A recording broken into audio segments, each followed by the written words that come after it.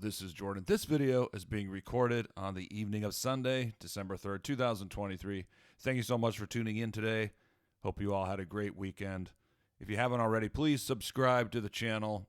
Hit that button, smash it, or lightly tap it, whatever you want to do. Just subscribe. Thank you so much. Now let's get right into the video. Starting off, we got the weekly charts of gold and silver. So we're recording this Sunday evening, so the overnight session, we've seen a spike in gold and silver. Gold spiked above 2,100. I think it got up to 2,150. Now it has retreated down to the low 2,100s, 2,107, 2,105, something like that. Meanwhile, silver had spiked above 26. It's come back down and come down just below 2600. So a little context before we get into this video.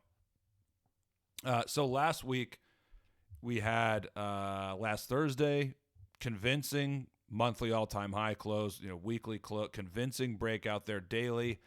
Not quite convincing yet on the daily, but we did get a daily all-time high close on Friday.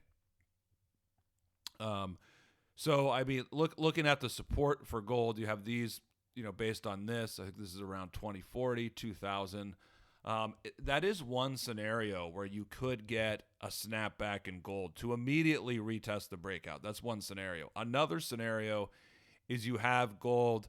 It makes a quick move. I mean, this continues. It's a quick move to 2,300. Then you get a snapback maybe to 2,050 or 2,100. So that's how a potential retest could play out.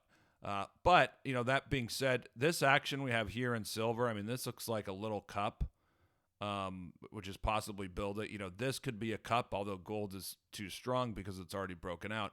But, based on this, and it's more visible on the daily chart. So this here has a potential measured upside target of 2,300.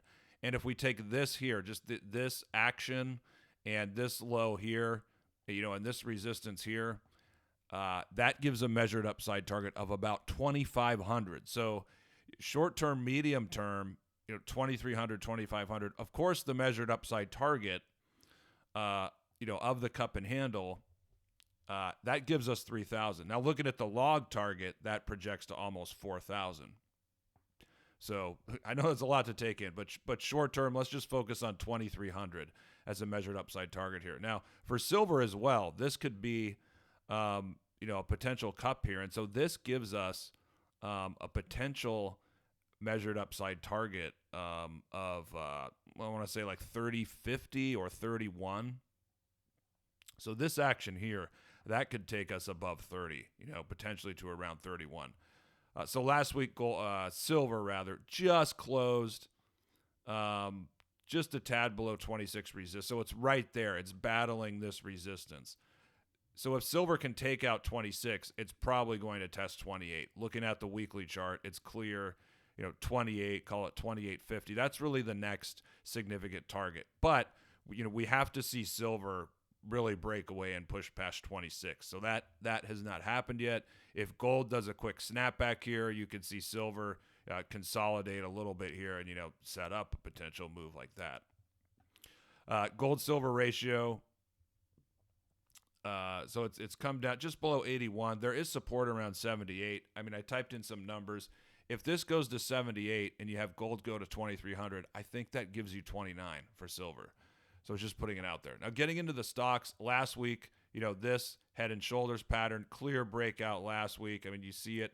We have the Huey here, GDX, GDXJ. Silver stocks look really strong, but I'm just focused on these gold stock indices and ETFs for this video. So this head and shoulders, this projects to almost 42, 4.5. I think it projects to 41 or so. So there's some resistance here at 39. So again, if we get a little snapback immediately in gold, maybe get a little correction here.